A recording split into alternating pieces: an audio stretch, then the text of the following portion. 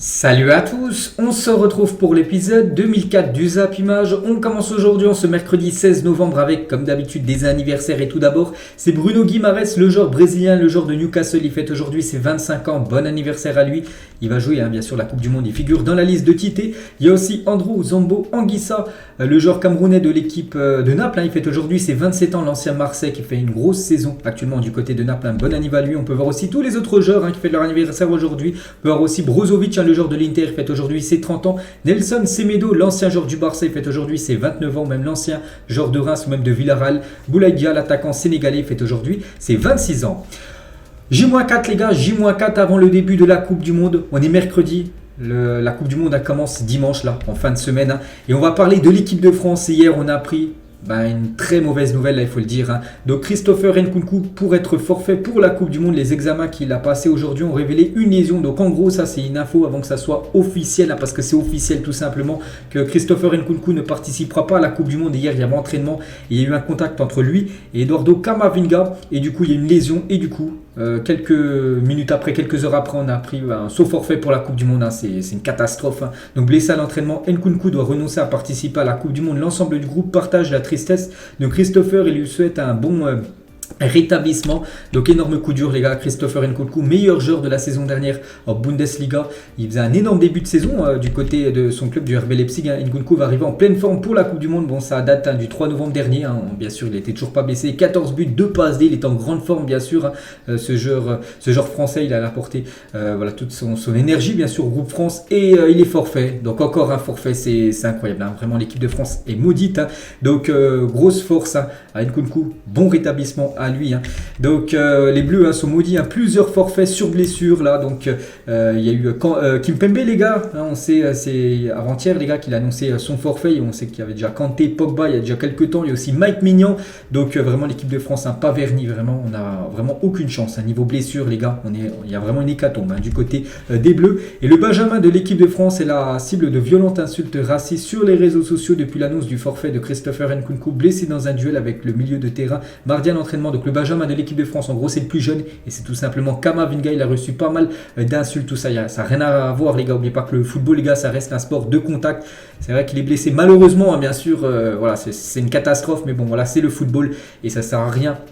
Enfin, pour les personnes bien sûr qui ont envoyé des insultes, tout ça, à Eduardo Camavinga, je pense qu'il doit déjà être très mal, bien sûr, par rapport à avoir blessé son coéquipier. Donc on envoie aussi beaucoup de force, bien sûr, à Camavinga pour cette épreuve, aussi bon rétablissement, bien sûr, à Nkunku. Et du coup, qui pour remplacer Christopher Nkunku? Parce que bien sûr, il y aura un joueur qui va le remplacer, ça peut être du Ben Yedder, Colomwani, Fekir, Terry, Martial, Diaby, Payet. Donc bien sûr, ça sera un joueur offensif, vu qu'Nkunku est plus un joueur offensif. Et le grand favori, les gars, donc d'après RMC Sport et l'équipe, ça devrait être Randal Colomwani qui va être appelé en équipe de France pour pallier le forfait de Christopher Nkunku. Donc là, quand je fais la vidéo, pour l'instant, c'est toujours pas officiel, mais voilà, d'après beaucoup de sources, ça devrait être l'attaquant de Francfort, l'ancien joueur de Nantes, qui devrait être le remplaçant tout simplement de Nkunku, pour cette Coupe du Monde.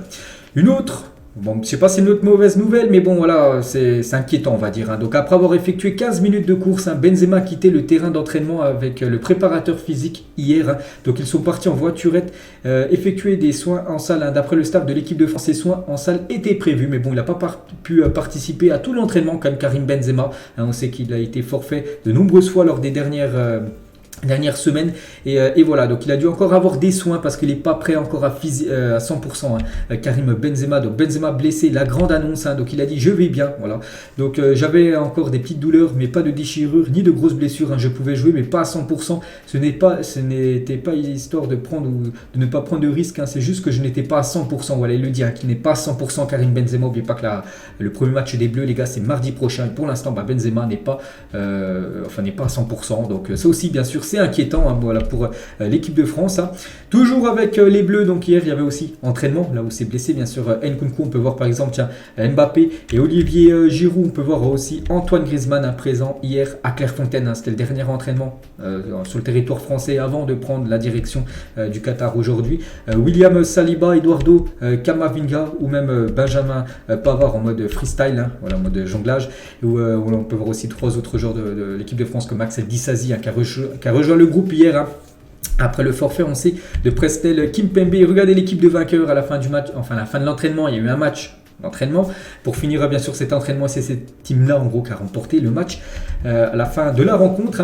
Et faites briller nos étoiles, la banderole des irrésistibles français à l'entraînement ce soir. Donc hier il y avait les supporters, les irrésistibles français qui étaient présents du côté de l'entraînement de l'équipe de France. Donc ils ont apporté beaucoup de force bien sûr aux joueurs français bien sûr pour qu'ils puissent réaliser une magnifique Coupe du Monde. Et on peut voir la photo officielle de l'équipe de France pour la Coupe du Monde. Elle a été faite, c'était hier aux alentours dès midi. Donc voilà, la photo officielle. On peut voir bien sûr Christopher Nkunku qui est bien sûr sur cette photo. Malheureusement, voilà, pour lui, il ne pourra pas participer à cette Coupe du Monde, comme on a parlé tout à l'heure.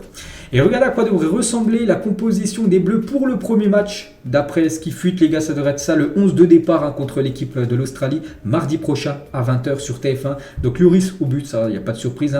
Donc ça pourrait être Lucas Hernandez, côté gauche de la défense, à la place de Théo Hernandez. Théo Hernandez devrait être sur le banc. C'est vrai que tu préfères qui, Lucas Hernandez ou Théo Hernandez? Après, c'est vrai que les deux seront en concurrence pour jouer ce poste de défenseur gauche. Après, Lucas, je pense qu'il est plus comme un joueur défensif que Théo Hernandez. On sait qu'il marque beaucoup de buts, il apporte beaucoup de solutions offensives. Donc peut-être pour ce premier match de Coupe du Monde, peut-être Deschamps va préférer Lucas Hernandez pour pas mettre Théo pour qu'il parte à l'abordage, tout ça. Il prend des risques bien sûr sur des contre-attaques. Donc ça sera peut-être plus Lucas Hernandez qui devrait commencer titulaire, ou Upamecano devrait commencer titulaire mardi prochain avec Varane et Pavard côté droit. Au milieu de terrain, Rabiot, Tchouaméni, Fofana, et en attaque Mbappé, Benzema et Antoine Griezmann. Donc après ça peut encore changer, mais voilà, d'après pas mal de sites, en gros, ça devrait être ça, le 11 de départ contre l'Australie, mardi prochain.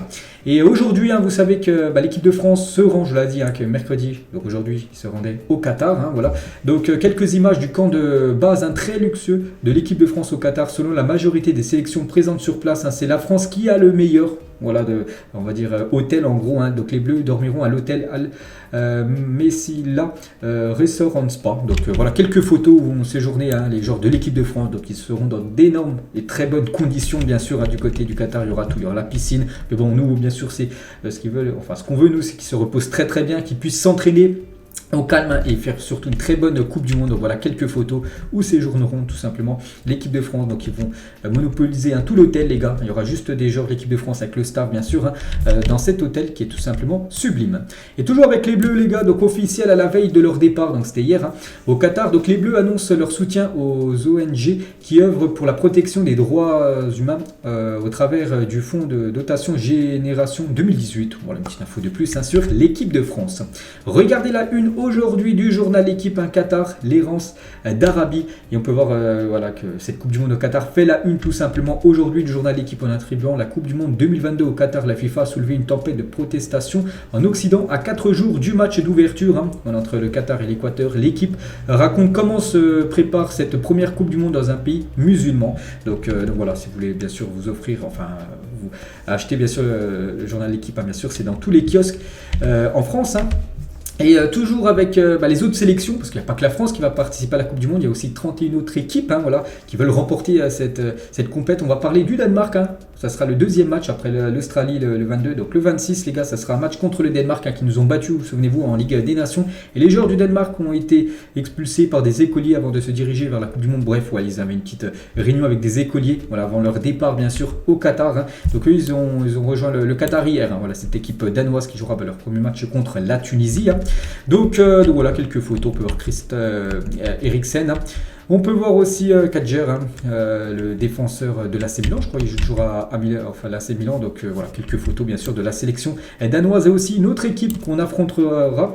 Donc l'équipe de la Tunisie, les gars. L'accueil des supporters tunisiens pour la Coupe du Monde. Eux aussi ont rejoint hier la sélection tunisienne, le Qatar. Et il y avait beaucoup de supporters tunisiens, les gars, qui ont attendu tout simplement le quart avec tous les joueurs bien sûr de la Tunisie pour envoyer beaucoup de force bien sûr à cette équipe tunisienne. On va parler du Sénégal. Donc le Sénégal joue à 17h lundi son premier match contre les Pays-Bas. C'est un énorme choc. Pour moi, ce sera les deux équipes qui termineront aux deux premières places. Et officiel, les gars, Sadio Mané est forfait pour le match du Sénégal face aux Pays-Bas. On sait qu'il est dans la liste. On le sait, on a vu la liste d'Aliou Cissé. Mais il est bien forfait. Voilà, c'est officiel. Il ne jouera pas le match contre les Pays-Bas. Il pourra peut-être jouer le deuxième et le troisième match, bien sûr. Mais le premier match, là, pour lundi prochain, ça sera trop juste. Voilà, pour Sadio Mané, bien sûr, c'est un énorme coup dur pour le Sénégal de se priver de son meilleur joueur. Et on va parler cette cette fois-ci de la sélection marocaine et la blessure d'Amin Harit pourrait être plus grave que les premiers examens qui ne le laissaient espérer hier. Les ligaments pourraient être totalement rompus et une opération est sérieusement envisagée pour son rétablissement. Donc voilà, il pourrait se faire opérer bien sûr parce que voilà, tout est dit dans cette photo, enfin cette info que les ligaments pourraient être totalement rompus. Voilà, les ligaments en gros auraient été coupés en deux. Donc voilà, il faut bien sûr de la chirurgie. Donc grosse force bien sûr. Amin Harit normalement va accompagner la délégation du Maroc au Qatar pendant la Coupe du Monde. Bien sûr, il ne pourra pas jouer, mais il sera bien sûr avec la délégation marocaine. Donc le président de la Fédé de foot du Maroc, il a dit, il a surtout fait le nécessaire afin que Amin puisse bénéficier des mêmes primes que ses coéquipiers. Quel incroyable geste bien sûr de la part de la sélection marocaine par rapport à Amin Harit. Et ça devrait être lui les gars, Anas Zarouri, qui devrait remplacer tout simplement Amin Harit et disputer la Coupe du Monde avec le Maroc. C'est un genre de Burnley je crois, ouais c'est d'être ça l'exclusion. Et il devrait tout simplement remplacer Amin Harit vu qu'il est forfait pour la Coupe du Monde. On va parler du Ghana et l'intendant de la sélection ghanéenne a oublié les maillots à leur départ du Ghana. Donc les tuniques vont être envoyées par voie postale, mais les dirigeants craignent de ne pas les recevoir à temps pour le premier match pour le Ghana. Bon après ça c'est une info que j'ai vue hier en début d'après-midi et après voilà ça a été démenti. La fédération ghanéenne a démenti l'info sur laquelle l'intendant a oublié les maillots de la sélection au Ghana. Voilà en fait peut-être qu'il y en a qui ont vu seulement cette info, donc non c'est pas vrai. Le Ghana a bien ses maillots pour participer à la Coupe du Monde. Et toujours avec le Ghana, n'oubliez pas les frères Williams, Inaki qui jouera avec le Ghana et Nico Williams qui jouera avec l'Espagne. C'est deux frères, mais voilà, un et l'autre jouera dans une nation différente. Et pour la première fois de l'histoire, tous les pays africains qualifiés pour la Coupe du Monde seront dirigés par des coachs de leur pays. Donc Rigobert Song avec le Cameroun, Aliou Cissé avec le Sénégal, Walid Regragui avec le Maroc, Otto Addo, sélectionneur du Ghana, et Jalel Kadri, le sélectionneur tunisien. Donc voilà, c'était jamais arrivé dans le passé lors d'une Coupe du Monde. On va parler de la sélection portugaise, les retrouvailles en sélection entre CR7 et Bruno Fernandes. Ambiance étrange entre les deux joueurs de Manchester United. Donc je ne sais pas si vous avez vu la vidéo, je l'ai vue. Donc c'était les retrouvailles où Pepa Ronaldo a fait une grosse interview. Choc qui est sorti dimanche. Le reste de l'autre interview, ça sortira ce soir. Et voilà, donc peut-être Bruno Fernandes, voilà, il sait tout ce qu'a dit Cristiano Ronaldo. Donc il y avait un petit peu de tension, on a pu voir sur cette vidéo. Et Mario, sur la polémique entre Ronaldo et Fernandes, il a dit que c'était une plaisanterie entre eux parce que curieusement Bruno était l'un des derniers arrivés au stage et Cristiano a demandé s'il était venu en bateau, voilà, parce qu'il a mis beaucoup de temps à arriver du côté de la sélection portugaise. Bruno Fernandes. Keylor Navas, les gars, il a bien rejoint sa sélection du Costa Rica. Voilà, selon vous, le Costa Rica peut refaire le coup de la Coupe du Monde 2014 peut-être. N'oubliez pas que le Costa Rica avait dans son groupe l'Uruguay, l'Italie et l'Angleterre en phase de poule. Ils avaient terminé premiers. Ils avaient été qualifiés pour les huitièmes. Je crois que leur deuxième c'était l'Uruguay. Et après il y avait l'Italie et l'Angleterre qui avaient sauté dès les phases de poule. Souvenez-vous, c'est quand Suarez il avait mordu Chiellini. C'était lors de cette Coupe du Monde 2014. Ils avaient terminé premiers comme le Costa Rica de Keylor Navas. Les joueurs de l'Allemagne se sont envolés pour la Coupe du Monde dans un avion décoré de symboles de diversité pour faire face aux polémiques sociales et environnementales. Donc voilà, en gros, l'avion aussi des joueurs de la Mannschaft ont rejoint hier le Qatar. Donc voilà, quelques infos bien sûr. Ils ont bien atterri au Qatar. Ils sont dans leur camp de base, cette sélection de la Mannschaft. La même chose pour la Belgique, les gars. Donc là, beaucoup de personnes veulent prendre une photo avec Lukaku. Aussi, la Belgique est actuellement du côté du Qatar. Voilà, pour préparer cette Coupe du Monde. La même chose aussi pour la sélection de l'Uruguay, les gars. Là, une photo de l'entraînement hier soir avec Luis Suarez et Diego Godin, les gars, l'ancien défenseur de l'Atlético, lui aussi présent bien sûr pour cette Coupe du Monde. C'est vrai qu'il y a une belle team quand même du côté de l'Uruguay. C'est une équipe que personne ne va affronter parce que voilà, ils sont quand même très compliqués à jouer. Voilà, comme Araujo, on verra s'il pourra jouer ou pas parce qu'on sait qu'il s'est fait opérer il y a quelques semaines. Fede Valverde, l'homme fort bien sûr, ou même Darwin Nunez, l'attaquant bien sûr de cette équipe. On peut rajouter aussi bien sûr Luis Suarez ou même Cavani. Les maillots du Mexique pour cette Coupe du Monde, les gars. Bon, j'ai déjà présenté, tous les maillots ont été déjà dévoilés officiellement depuis quand même quelques temps, mais voilà un petit rappel, les gars, des maillots du Mexique qui seront magnifiques, le maillot domicile et le maillot extérieur pour cette équipe mexicaine. La même chose pour les États-Unis, le maillot domicile des États-Unis avec Pulisic, Weston McKennie, le joueur de la Juventus, ou même Joe Reina, le numéro 7 et le joueur du Borussia Dortmund. L'attaque impressionnante du Brésil pour la Coupe du Monde. C'est le Brésil, voilà, c'est quand même l'équipe favorite. Regardez cette attaque, les gars. C'est énorme avec Richarlison, avec Neymar, avec Vini Junior, Gabriel Jesus, ou même, je sais pas, tiens, Rafinha, le joueur du FC Barcelone, énorme team, cette sélection brésilienne. Et la première ligue, voilà les joueurs de brésiliens qui évoluent en première ligue. On peut voir par exemple, tiens, Bruno Guimaraes, je l'ai dit, qui fête son anniversaire aujourd'hui, Fabinho, ou même le joueur Gabriel Jesus. Et du côté du Brésil, voilà, ça commence à vivre l'odeur, on va dire, de cette Coupe du Monde, parce que des jeunes enfants tout simplement sont en train de peindre, voilà, des écussons du drapeau brésilien, voilà, donc ils se mettent en mode Coupe du Monde, bien sûr, le Brésil qui espère remporter sa 6e Coupe du Monde de son histoire. Et du côté du Qatar aussi, la J-4 de la Coupe du Monde, donc ça commence à bouger un peu partout, donc voilà, beaucoup de building avec bien sûr l'effigie de grands joueurs de football comme Manuel Neuer, donc voilà, c'est imminent bien sûr ce début de la Coupe du Monde du côté du Qatar. Et regardez le classement des effectifs de chacune des sélections ayant disputé le plus de minutes depuis le début de la saison. Donc on peut voir, c'est la sélection portugaise, si on cumule voilà, les 26 joueurs portugais, on regarde à chaque minute, enfin combien de temps ils ont joué depuis le début de la saison, c'est plus de 30 986 minutes exactement, et c'est cette sélection portugaise où les joueurs ont joué le plus depuis le début de la saison. Brésilien deuxième, l'Allemagne troisième, on peut voir que la France est plus de 27 948 minutes, on est classé à la 7e position à la France, on peut voir que le Qatar seulement 2150 minutes depuis début août, donc voilà, on peut voir largement la différence entre le Qatar et le Portugal premier.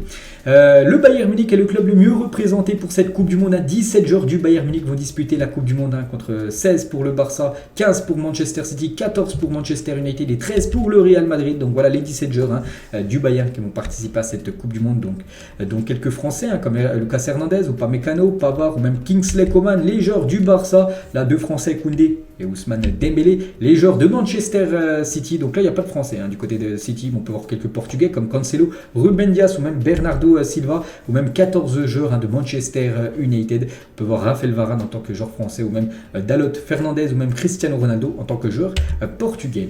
Le ballon de la Coupe du Monde les gars, vu que c'est imminent, vu que maintenant on parle quasiment que de la Coupe du Monde, ça sera ce ballon là, on le sait aussi depuis quelques temps, donc voilà un petit rappel du ballon, une note sur 10, c'est le titre, je sais pas, un petit 8, je trouve plutôt beau comme ce ballon de la Coupe du Monde. Et ce trophée bien sûr que toutes les nations veulent remporter, le trophée de la Coupe du Monde, la finale, n'oubliez pas, je crois que c'est le 18, je crois que ça doit être le 18 décembre, ça doit être un dimanche, je crois que l'horaire en plus c'est à 16h, je me souviens, c'était comme la dernière finale qui avait lieu à 6h, donc ce sera la même chose pour cette Coupe du Monde. Et un petit rappel aussi des nations qui ont remporté le plus de fois la Coupe du Monde, c'est toujours le Brésil, 5 Coupes du Monde, l'Italie 4, l'Allemagne 4, l'Uruguay, l'Argentine, la France 2, et l'Espagne et l'Angleterre, une Coupe du Monde, donc voilà. Bon, je pense que le vainqueur les gars, ça sera dans une de ces, voilà, il y aura une Coupe du Monde en plus pour une de ces équipes là, voilà, je vois une sélection marquée sur cette image, remporter la Coupe du Monde. Et les cotes les gars, Betclic pour le vainqueur de la Coupe du Monde 2022, donc c'est l'équipe brésilienne les gars, donc si vous mettez 1 euro, voilà, en Paris, vous mettez Brésil vainqueur et Brésil gagne, vous gagnerez 5 euros. L'Argentine les gars, c'est une cote à 6, la France c'est une cote à 7, l'Espagne une cote à 9, le Portugal une cote à 15, l'Uruguay une cote à 50, ou même la Suisse une cote à 75, voilà, pour parler voilà, de toutes les équipes. La Belgique une cote à 17 pour remporter cette Coupe du Monde. Et on peut voir où il y a eu le plus de paris, donc c'est l'équipe de l'Argentine, beaucoup de personnes, plus de 28% des paris on va dire dans le monde ont mis l'Argentine vainqueur, beaucoup de personnes voient l'Argentine qui a une cote, n'oubliez pas, à 6 pour remporter la Coupe du Monde. Brésil, 15% des votants dans le monde ont mis le Brésil vainqueur. Les États-Unis, les gars, 11%. Bon, à mon avis, il y a beaucoup de parieurs américains voilà, qui ont mis les États-Unis, la France aussi, 11%. On peut voir le reste, bien sûr, des pourcentages. Et concernant le classement des meilleurs buteurs, les cotes, c'est Harry Kane, les gars, qui a la cote la plus basse, donc celui qui a le plus de chances de terminer meilleur buteur avec une cote à 7,75 s'il termine meilleur buteur de la compétition, devant Mbappé, une cote à 8,50.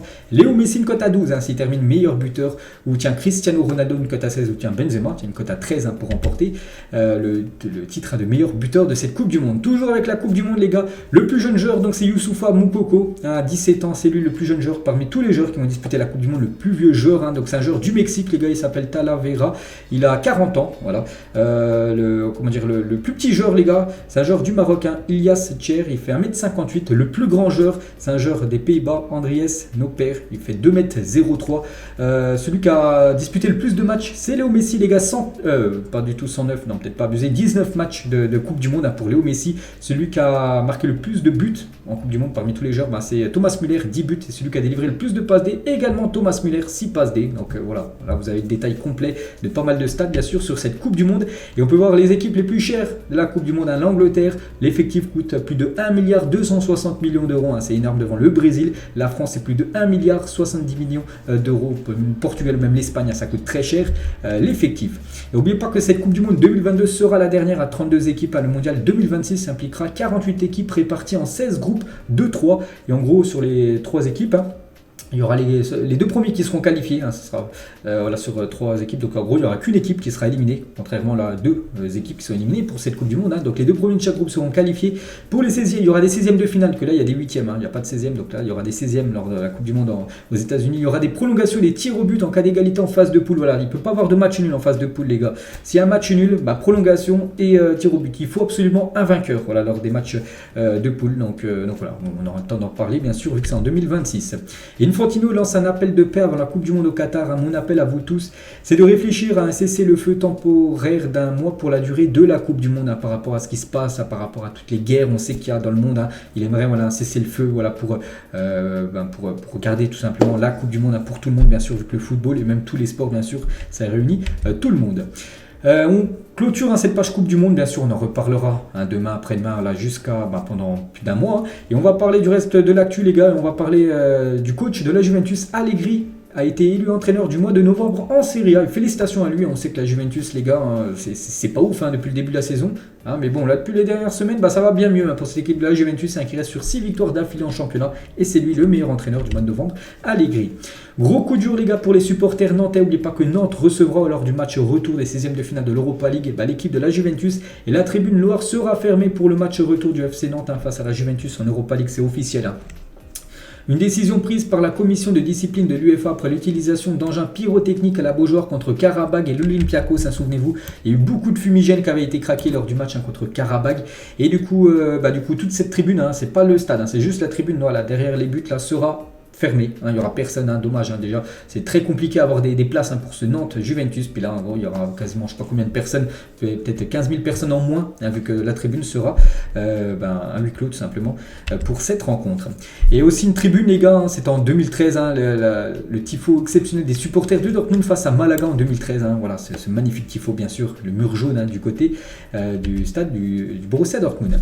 Les joueurs du Real Madrid ont reçu leur nouvelle BMW, vous savez que le Real Madrid n'est plus en partenariat avec Audi, c'était leur ancien partenariat, ils sont passés avec BMW, j'en avais parlé sur ma chaîne BizBiz Real, et du coup ils ont reçu tous une voiture de la part de BMW, la marque allemande. Bon, c'était il y a quelques jours, parce qu'actuellement ils sont en sélection. On peut voir bien sûr Benzema, on peut voir aussi Marco Asensio, on peut voir Eder Militao, même Thibaut Courtois. Voilà, chacun, ils avaient tous un catalogue avec toutes les voitures de BMW, ils ont choisi celle qu'ils voulaient, puis voilà, donc voilà, c'est bien sûr d'être footballeur.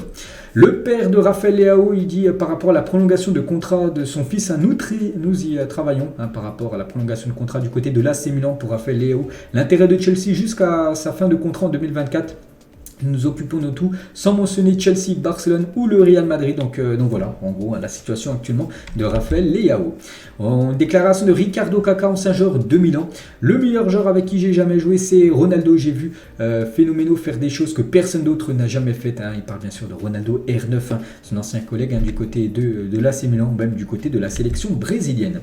Des nouvelles les gars de Gerson, donc l'OM songera à faire revenir Gerson à l'entraînement depuis la blessure d'Amin Harit, alors qu'un transfert à Flamengo semblait inévitable. Vous savez que vu qu'il jouait plus du côté de Marseille, là il devait prendre la direction de Flamengo, et vu que Amin Harit s'est blessé du côté de Marseille, Marseille aimerait le retour de Gerson. Donc ce scénario semble tout de même peu probable, voilà, son retour à l'entraînement, parce que le Brésilien est parti avec l'intention de ne plus revenir, parce qu'il est en froid tout simplement avec Igor Tudor, et il veut pas être la roue de secours tout simplement, donc il devrait bien être transféré du côté de Flamengo. Toujours avec Marseille, Longoria sur Bamba Dieng. On est très content, il mérite ce qui lui arrive. Il s'entraîne énormément avec beaucoup d'humilité. On veut discuter d'une prolongation de contrat dans les semaines à venir. On pense que ça va être un joueur important pour l'avenir de l'OM. N'oubliez pas que ce joueur est à 2 doigts de quitter Marseille. L'été dernier, on l'avait annoncé à Nice, on l'avait annoncé à Lorient, on l'avait annoncé en première ligue. Et du coup, il était resté du côté de Marseille. Il avait été même écarté par Igor Tudor en tout début de saison parce qu'il ne voulait pas prolonger tout ça. Du coup, voilà, Marseille va lui proposer une prolongation de contrat. Donc voilà, coup de théâtre, en gros changement de situation envers Bamba Dieng. Donc ça, c'est une bonne nouvelle pour le joueur parce que Marseille, bien sûr, compte sur lui. Et officiel, Jean-Pierre Papin fait son retour à Marseille. Il sera en contact permanent avec Ribalta, Frio et Longoria pour apporter son expérience du côté de Marseille. Toujours avec l'OM les gars, donc ça c'est pas une bonne nouvelle pour eux. Donc Pablo Longoria vient d'annoncer que l'OM doit trouver 5 millions d'euros avant la fin de la saison à cause de l'élimination en Coupe d'Europe. Vu que Marseille est éliminé de toute compétition européenne, donc il y a un gros manque d'argent rentrer dans les caisses. C'est dommage qu'il y aurait cette qualification Europa League, il n'y aurait pas eu ce souci-là. Mais vu que Marseille a sombré en toute fin de match contre l'équipe de Tottenham, du coup 4ème et du coup éliminé de toute compétition européenne. Officiel, Aaron Lennon annonce qu'il prend sa retraite. Voilà, c'est un ancien joueur de Everton, les gars. C'est un joueur, je crois, Tottenham aussi, il avait joué dans le passé, vraiment il y a plus longtemps. Donc voilà, il prend sa retraite de footballeur, une bonne retraite à lui. Il y a 19 ans, jour pour jour aujourd'hui, en ce 16 novembre, Léo Messi faisait ses grands débuts avec le FC Barcelone. Il remplaçait, c'était Deco à l'époque, voilà cette photo, cette image bien sûr légendaire. Donc 6 ballons d'or, Léo Messi du côté de Barcelone, donc 7. Parce qu'il y a un remporté au PSG. Bref, 10 Ligas, 8 Super Coupes d'Espagne, 6 Coupes du Roi, 4 Ligues des Champions, 3 Super Coupes d'Europe et 3 Coupes du Monde des clubs, bien sûr. Une légende totale du Barça, une légende totale du football. Lui aussi, c'est peut-être une légende du club. C'est Marcelo, les gars, bien sûr. C'est Marcelo, bien sûr, c'est une légende. Il y a 16 ans, jour pour jour, Marcelo était présenté au Real Madrid. Il est devenu une légende du club, bien sûr. Marcelo qui a quitté le club là, ces dernières semaines. Maintenant, il joue du côté de l'Olympiakos. N'oubliez pas que c'est toujours le joueur le plus titré de l'histoire du côté de Madrid.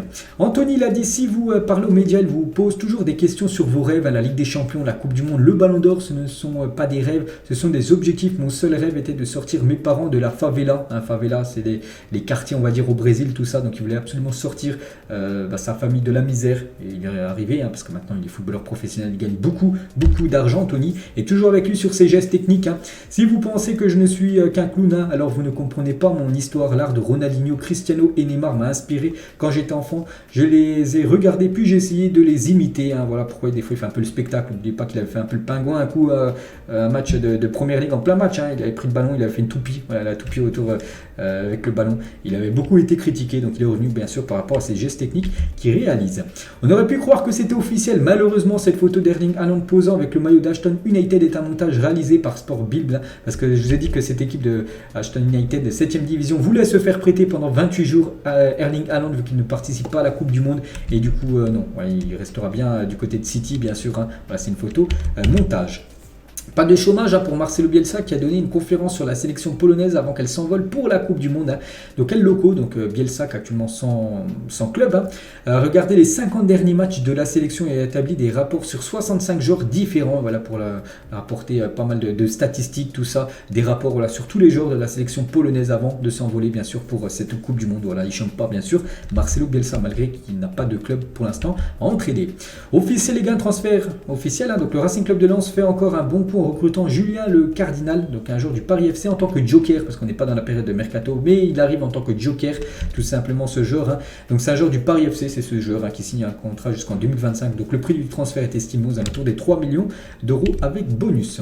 Mudryk les gars, sur son futur club, le joueur du Shakhtar, n'oubliez pas qu'il est considéré comme le Neymar ukrainien, ce joueur Mudryk qui devrait quitter le club en janvier, il le dit. Ce n'est pas une question de badge ou d'histoire, le style de jeu de l'équipe va jouer un rôle dans ma décision, c'est très important. Oui, je serai contrarié si je ne bouge pas en hiver. Donc voilà, il dit qu'il serait déçu s'il ne bouge pas en hiver. Donc ça sent le départ pour Mudryk les gars, dans une top équipe je pense en janvier. Et Mudryk il a dit, si j'avais le choix d'être remplaçant au Real Madrid ou un titulaire à Arsenal, je choisirais probablement Arsenal. Voilà, il veut jouer, même si c'est Real Madrid est plus prestigieux que Arsenal, il veut aller dans un club où il peut avoir du temps de jeu, mais surtout une top équipe. Donc voilà, ça sent le gros transfert pour Mudryk là dans quelques semaines. La Juventus, les gars, est intéressée par Malo Gusto, le joueur lyonnais. La vieille dame pourrait même passer à l'action dès cet hiver pour le latéral lyonnais, les gars. Donc voilà, tout est dit sur cette image. Peut-être transfert de Malo Gusto du côté de la Juventus. Bon, après Lyon, je pense qu'il le lâcherait, mais avec une grosse somme d'argent, parce que voilà, c'est comme l'avenir du club, ce latéral droit, Malo Gusto. Thomas Tuchel, des nouvelles de Thomas Tuchel, qui est actuellement sans club, serait la priorité des dirigeants de l'Atlético Madrid pour remplacer Diego Simeone. Donc pourquoi pas, c'est que Simeone du côté de l'Atlético, il a fait son temps, Ça fait plus de 10 ans, on voit que l'Atlético ça tourne plus comme ça tournait il y a quelques années. Donc en cas de refus du coach allemand, il pourrait se tourner vers Maurizio Pochettino, voilà. Mais vraiment l'Atlético pense à l'après Diego Simeone qui fait plus du tout le taf actuellement du côté de l'Atlético Madrid. Et on finit les gars, c'est la dernière photo, on revient sur tous les groupes A, B, C, D, E, F, G, H de la Coupe du Monde. Donc une question très simple, que je ne l'ai toujours pas posée, je crois, cette année. Pour vous, qui est l'équipe favorite pour remporter cette Coupe du Monde? Voilà, parmi toutes ces équipes, les 32 équipes bien sûr engagées en Coupe du Monde. Donc moi, les grands favoris, ça reste quand même, si j'en cite qu'une, ça reste le Brésil. Après, il y a des outsiders. Je pense à la France. Je pense à l'Argentine, bien sûr. Je pense aussi à l'Angleterre ou même le Portugal. Je pense qui peuvent aller loin. Donc après, voilà, grand favori. Je mettrai quand même l'équipe, bien sûr, brésilienne. Et je soutiendrai, bien sûr, à fond, moi, l'équipe de France. Donc voilà, les gars, la fin de cet épisode. J'espère que ça vous a plu. On se retrouve demain pour le prochain numéro. Ciao à tous.